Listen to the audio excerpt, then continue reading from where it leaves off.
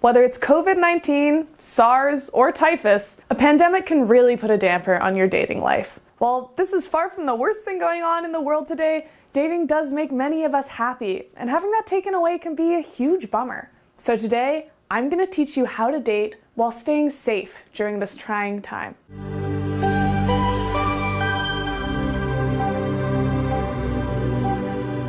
Hi, I'm Emily Baker from Love Learnings. We offer dating advice that's backed up by research and common sense. Don't forget to like this video and subscribe to my channel for a new video every week.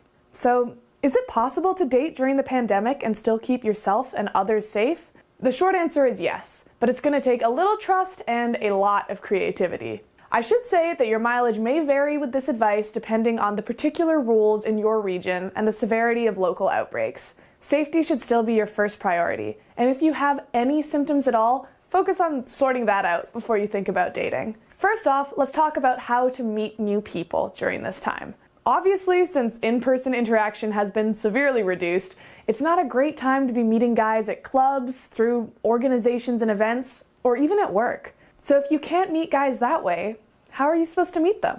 Well, as always, now is a great time to get on dating apps. Apps like Tinder, Hinge, and Bumble are more popular than ever. Now's the time to craft a new bio and take some new pictures that make you really stand out. The usual advice to avoid group photos is even more important today. Photos of you in close proximity to people can make for a game of Where's Waldo on his part, but it can also subconsciously give him the sense that you're not taking public health orders seriously. So, wait for a sunny day, go outside with a friend, and take a few flattering photos of each other.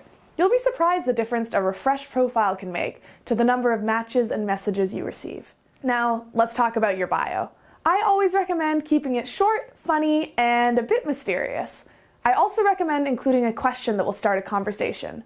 For example, where's the best place in town to get a taco? This gives him something to go on when he makes the first move. I've had a few women ask me if they should include some variation on the following in their bio. I have no interest in meeting you in person until all this is over. I actually recommend against this, even if you really do feel this way. I say this because I think avoiding any kind of negativity in your bio is a good way to avoid those automatic left swipes. This is something you two can discuss more after you match, and the guy who's right for you will understand this better after you've had a chance to break the ice, rather than before. If you do go the dating app route, I still recommend Tinder over most others simply because Tinder is the most popular app. This video is not sponsored by Tinder. I just genuinely think it gives you more variety to choose from, and that gives you a better chance of meeting the guy of your dreams. But if you live in a large city, then variety isn't as big of an issue, so you can feel free to experiment with Bumble, Hinge, or OkCupid.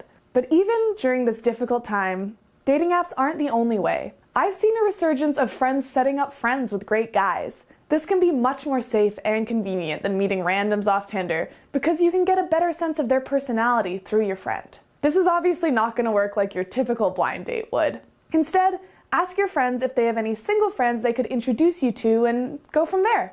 Start slow and get to know them over text or message and work your way up to video chat and, eventually, maybe an in-person meeting if conditions are right. Slow and steady is the rule of thumb here. While this may seem boring at first, it can actually let you see an entirely different side of people. Anyone who's ever had a long-distance relationship or a relationship that started online knows that the anticipation that you create can be really exciting and romantic. And since you're not distracted by the physical side of things, it can allow you to connect on a mental level. But let's talk a little about the types of interactions you can have outside of just texting. Well, Tinder recently launched Face-to-Face, a sort of FaceTime for talking to Tinder matches. This can be a little nerve-wracking, but if you're someone who doesn't like endless text conversations, it can be a great way to break the ice. Another fun, socially distanced date is watching a movie at the same time, just in different places. Find something fun on Netflix, and then you can text back and forth while you're both watching. Believe it or not, this can be a lot of fun, and allow you to crack each other up even though you're miles apart. Since you're taking your time to meet this guy in person, it's important not to let the conversation become stale and boring. Get creative with your texting, asking deep questions and revealing things about yourself that he wouldn't expect. Texting can be difficult. That's why I recommend you check out Amy North's free video on texting over at coachnorth.com/texting. Amy has cracked the code on how to text men to keep their interest and make them truly yearn to get to know you.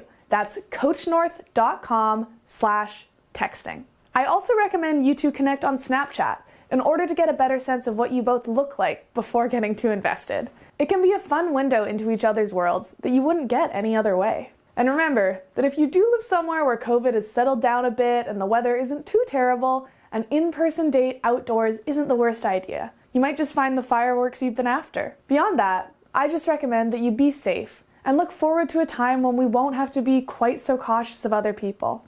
Thanks for watching. I'm Emily Baker. Please subscribe to my channel if you found any of this useful, and I'll see you next time.